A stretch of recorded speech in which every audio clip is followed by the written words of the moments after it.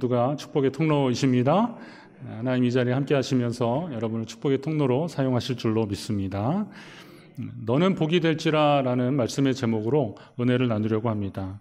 오늘 우리를 향한 하나님의 본심에 대해서 말씀드릴 내용이 있습니다. 민수기 6장에 아론의 축도 내용이 나오는데요.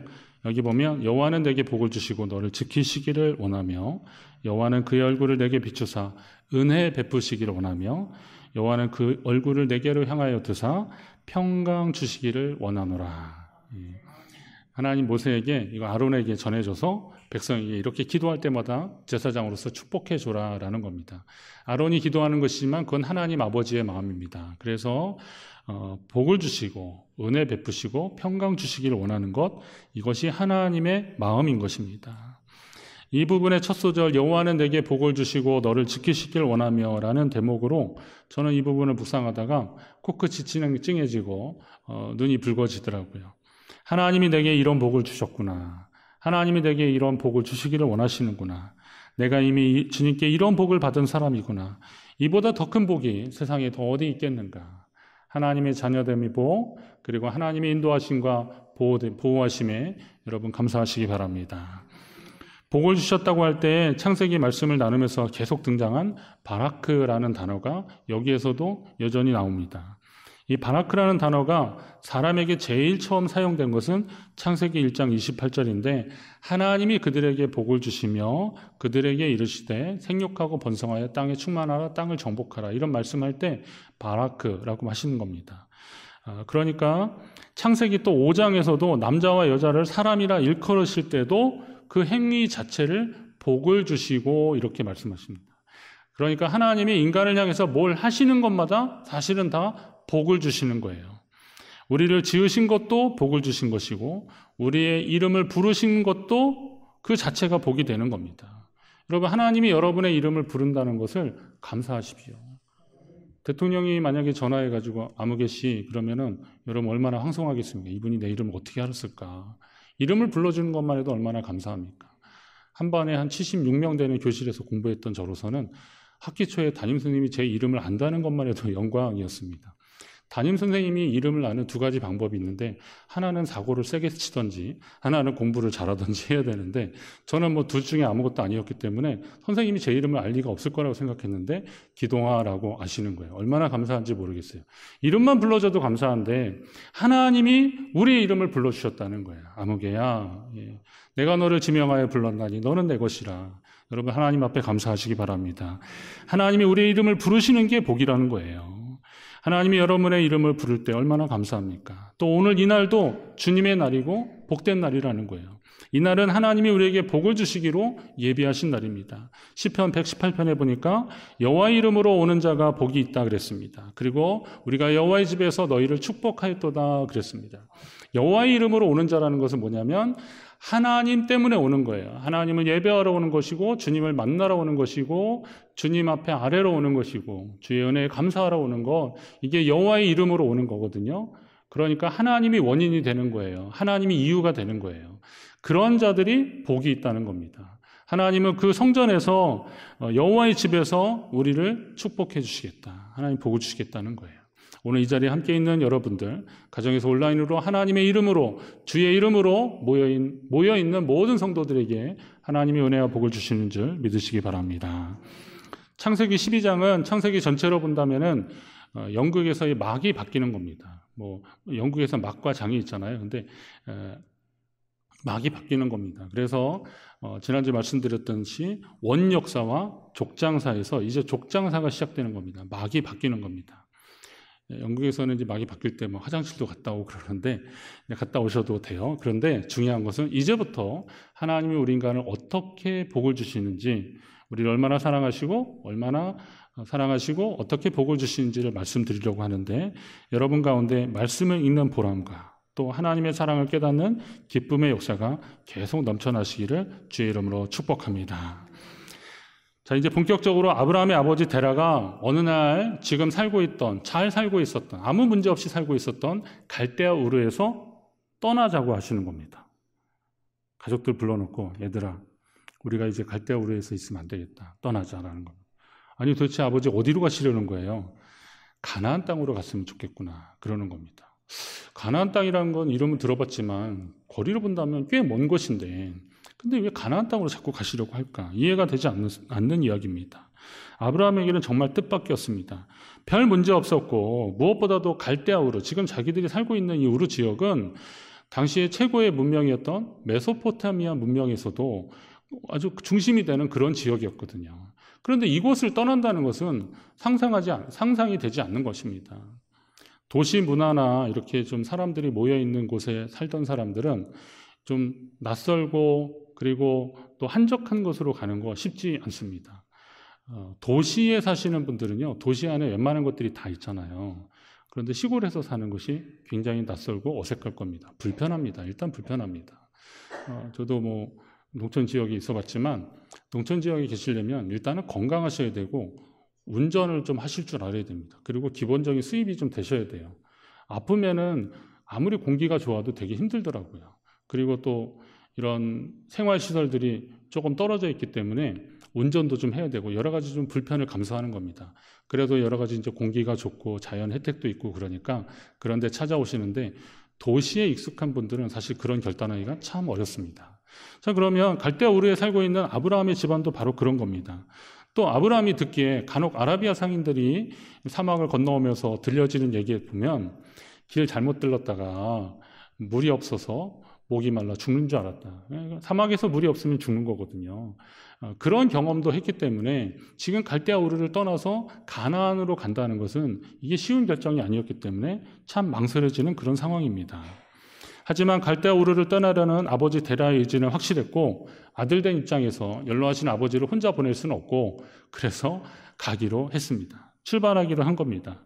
그런데 떠나려고 할 때 동생 나홀의 가족과 먼저 죽은 막내 동생 하란의 아들인 롯이 함께 하겠다고 하는 겁니다. 그래서 결국은 데라의 온 집안이 갈대아 우르를 떠나게 되는 겁니다. 가나안까지 가는 길이 몇 가지 있었지만 이렇게 대식구를 데리고 갈 수 있는 길은 그리 많지 않았습니다. 그래서 사막으로 가는 거는 위험했고 유브라데강 옆길을 따라서 이렇게 쭉 올라가다 보면 이제 그쪽으로 올라갔다가 밑으로 내려가는 길이 있습니다. 이게 비옥한 초승달 지역이라고 해서 당시에 많은 사람들이 그쪽 지역을 왕래했습니다. 사막은 위험한 길이었기 때문에 그쪽은 갈 수 없었고 그래서 그 길을 선택해서 갔는데 그러나 아버지 데라는 데라의 건강이 가나안 땅까지 갈 만한 상황이 아니었습니다. 그래서 일단 하란에 멈춰서 상황을 살펴보고 있는데 데라는 결국 그곳에서 죽고 말았습니다. 아버지 데라의 죽음은 아브라함에게도 이게 큰 충격이었습니다.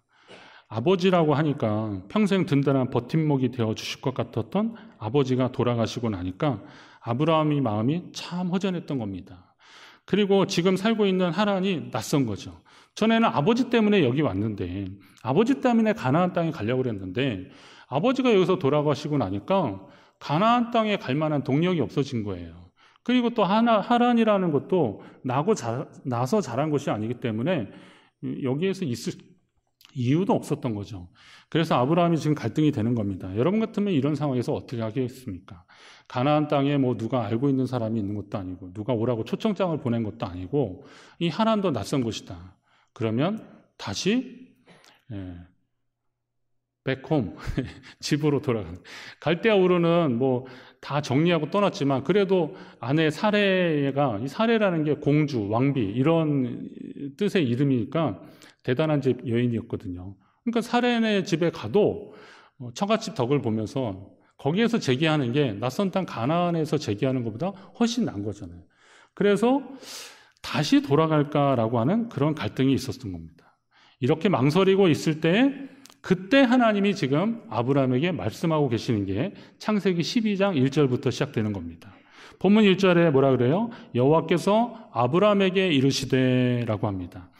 여호와께서 아브라함에게 이르시되, 저는 노란 줄은 조금 나중에 보셔야 되고요. 아브라함에게 이르시되, 꼭 띄워주세요. 아브라함에게, 누구에게라고 할 때 히브리어 엘인데요.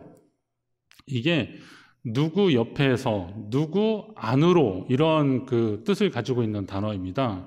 그러니까 하나님께서 아브라함 옆에서 아브라함 속으로 들어오시면서 말씀하시는 거예요. 그러니까 마음에 감동이 되고 성령이 역사하시는 것은요, 그 성령께서 우리 마음으로 들어오시는 거예요. 내 속에서 말씀하시게 하는 거죠. 이게 하나님의 역사더라고요. 자, 하나님이 우리 속에 들어오시는 것을 여러분 감사하시기 바랍니다. 우리의 마음 속에 들리는 하나님의 음성을 우리는 귀 기울여 들어야 되는 겁니다. 우리의 마음 중심에 말씀하고 계십니까? 여러분 마음 중심에 하나님이 말씀하고 계십니까? 우리가 세상 일에 분주하고 자기 생각이 많으면 내 속에서 말씀하시는 하나님의 음성을 놓치고 마는 겁니다. 우리 주님은 지금도 문 밖에 서서 두드리십니다. 문 밖에 주님 세워놓고 주님과 상관없는 삶을 살아서야 되겠습니까? 하나님의 그 말씀이 들리는 성도 되시기를 주의 이름으로 축원합니다. 하나님 뭐라 그러시냐면 너는 너의 고향과 친척과 아버지의 집을 떠나라 라고 말씀하십니다. 너의 고향과 친척과 아버지의 집을 떠나라는 거예요. 예전에 제가 이 부분 말씀을 읽다가 드는 생각이 뭐냐면 아니 아브라함은 아버지 데라를 따라 하란까지 왔기 때문에 원래 고향 본토 친척 아비집 예전에 이제 그 개역 한글에서는 그거잖아요. 본토 친척 아비집을 떠나라 그랬는데 아니 본토 친척 아비집은 갈대아 우르잖아요. 그런데 왜 하나님이 굳이 여기서 또 그렇게 말씀하셨을까? 하란인데 이제 더 어디를 떠나라는 것인가? 라는 말씀이 들었어요. 이미 떠나왔는데 갈대아 우르에서 여기 떠나왔는데 사실 아브라함은 다시 갈대아 우르로 돌아가고 싶은 그런 마음이 있었던 겁니다. 아까 제가 말씀드린 배경을 가지고요. 다시 돌아가서 그곳에서 시작할까? 낯선 땅 가나안보다는 그 땅이 나을 것 같으니까 다시 돌아가고 싶었던 마음이 굴뚝 같았던 거예요. 그래서 하나님은 고향 친척 아버지의 집을 떠나라는 것을 말씀하고 계시는 겁니다. 예수님도 제자들에게 말씀하시잖아요. 손에 쟁기를 잡고 뒤를 돌아보는 자는 하나님의 나라에 합당하지 않다라고 말씀합니다. 나를 따르기로 했으면 뒤를 돌아보지 말라는 거예요. 자꾸 돌아보면 뭐만 남아요? 미련, 아쉬움 이런 것만 남는 겁니다. 하나님의 자녀됨의 결단이 후회 없는 결단이 되도록 해야 되는 겁니다. 세상을 돌아보는 자가 아니라 하나님을, 주님을 바라보는 자가 되어야 할 것입니다. 여러분, 세상 자꾸 돌아보시면 거기에는 아쉬움이 자꾸 남잖아요. 그러나 주님 바라보면 목적과 비전이 생기는 것이고 앞으로 나아가게 되는 겁니다. 우리는 돌아보는 자들이 아니라 바라보는 자가 되어야 됩니다. 여러분이 주님 바라보시는 믿음의 사람 되시기를 바랍니다. 자, 일단 떠났는데 갈 곳을 모르면 좀 당황스럽습니다. 여러분 집을 나왔는데 어디로 갈지 모르면 좀 당황하잖아요. 보통 자기 고향을 떠나서 다른 곳에 임시로 머물고 있거나 여행 중에 있는 사람을 나그네라고 합니다. 나그네. 청록파 시인 중에 한 분이 박목월 시인이 1946년도에 나그네라고 하는 시를 지었는데요. 거기 보면 아시는 시입니다. 강나루 건너서 밀밭길을 구름에 달 가듯이 가는 나그네.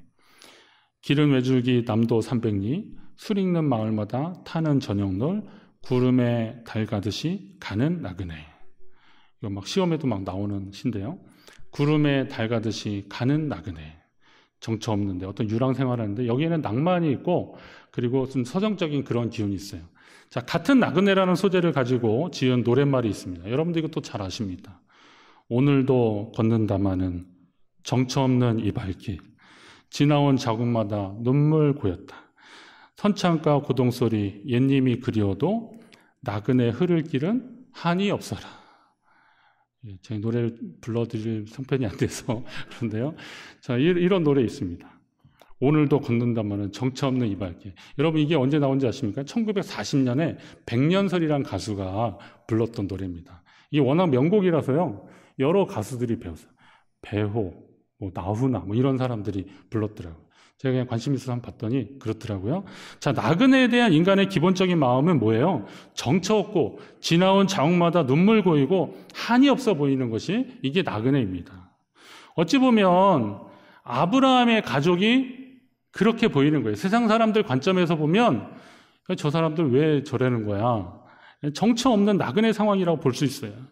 그들을 환영하며 맞아줄 것도 없고 기다리는 사람도 어디 없는 거예요. 어디 낯선 사람들이라도 만나면 경계를 하든지 아니면 경계의 대상이 되어야 되는 한치도 하루도 긴장을 늦출 수 없는 그런 길을 가야 되는 상황이 지금 아브라함 가족의 상황입니다. 하지만 오늘 아브라함이 가는 길은 앞에서 노래에 언급된 나그네들과는 좀 많이 다릅니다. 아브라함은 오늘 1절 말씀에 있는 대로 내가 네게 보여줄 땅으로 가라. 내가 내게 보여줄 땅으로, 내가 내게 지시할 땅으로 가라라고 하나님 말씀하고 계시는 거예요. 하나님의 말씀을 들은 사람과 듣지 못한 사람의 차이가 바로 여기에 있는 겁니다. 하나님이 지시하고 보여주신 땅에 대한 그런 말씀을 듣지 못한 사람은 정처 없는 나그네인 것이고, 하나님이 어디로 갈지 가르쳐 주셨을 때 확실히 그 음성을 듣고 믿음으로 출발한 사람은, 이 사람은 순례자가 되는 겁니다. 그러니까 아브라함은 하나님이 지시하고 보여주시는 땅으로 가는 영적 순례자의 삶을 선택한 것이죠. 여러분은 인생을 나그네로 사시겠습니까? 아니면 영적인 순례자로 사시겠습니까? 우리 모두가 영적인 순례자가 되기를 간절히 바랍니다. 나그네와 순례자의 삶은 확실히 다릅니다. 나그네는 어디로 갈지를 모르는 겁니다. 그냥 마음 가는 대로 가는 사람입니다. 예전에 좋은 기억이 있어서 마음이 끌리는 곳으로 가보기도 합니다. 하지만 그때와 지금이 많이 다르니까 지금의 상황 때문에 실망하고 다시 길을 나서는 사람이 나그네입니다. 혹시 누가 좋은 거 제공하면 더 머물라고 하면 마음 허락할 때까지, 아니면 질릴 때까지 그냥 거기 있다가 다시 또 어디론가 훌쩍 가는 게 나그네입니다. 삶을 즐기다가 안 되면 그냥 떠나는 게 나그네더라고요. 그러나 순례자는 다릅니다. 영적 순례자는 하나님이 가라고 하시는 방향으로 나아가는 사람들입니다. 하나님이 가라고 하면 가고 멈추라고 하면 멈추는 사람들입니다. 아무리 좋은 것이 그곳에 있어도 현실에 마음 두지 않고 애착 갖지 않고 더 영적인 것을 사모하면서 하나님이 말씀하신 곳을 향해서 묵묵히 나아가는 사람들이 순례자입니다.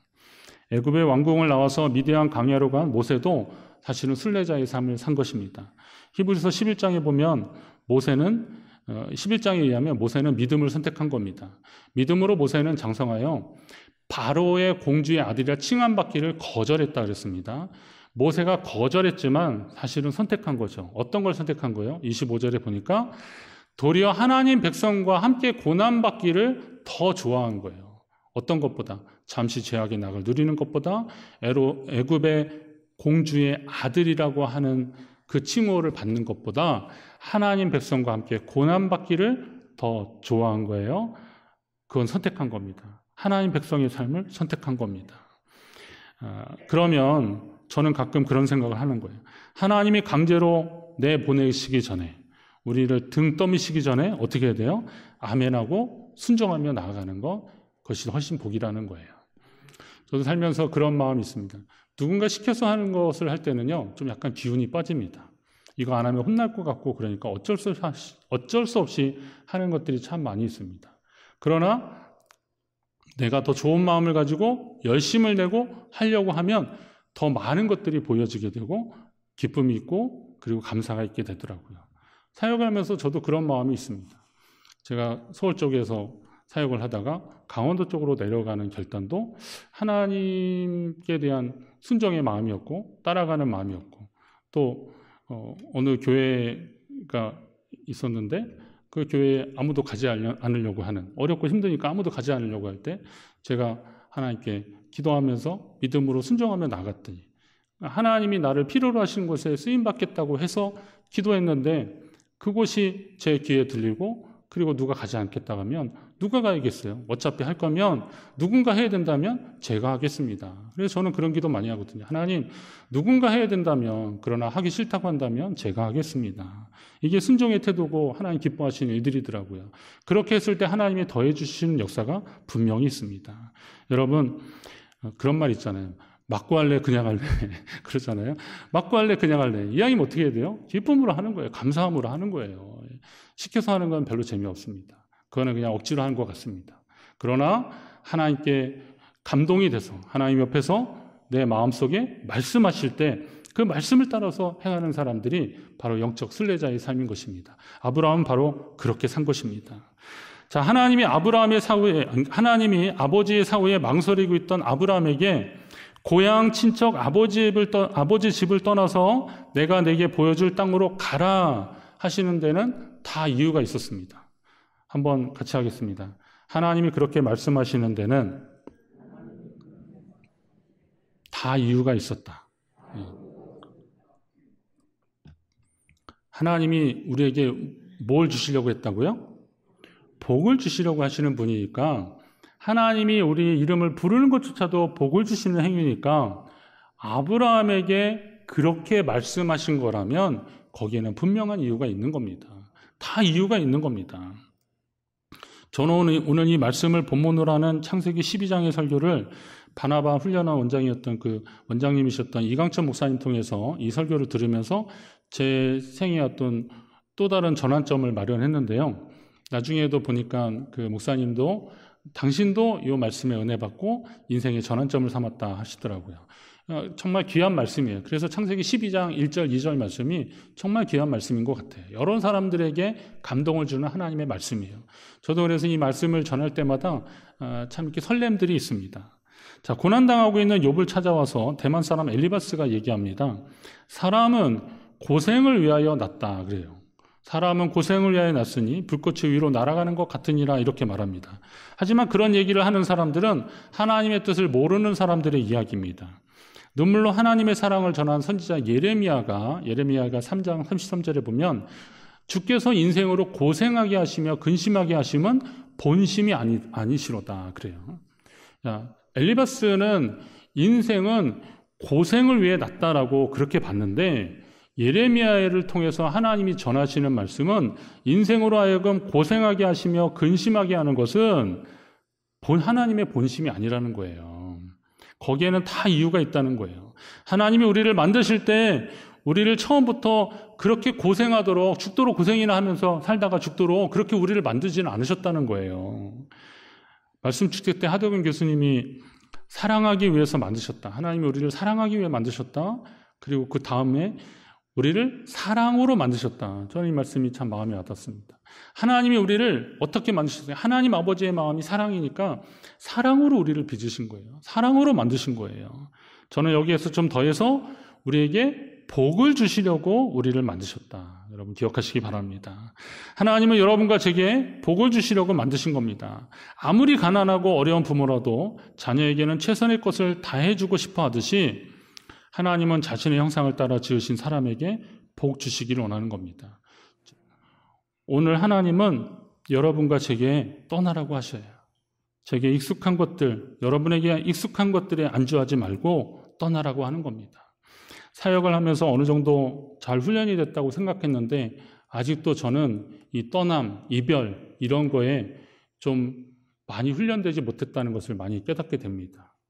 저희 교만, 자아, 욕심 이런 것들이 아직도 꿈틀거리니까 하나님이 원하시는 방향으로 가는 것이 자꾸 흐려지는 것을 제가 가끔 느끼게 되더라고요.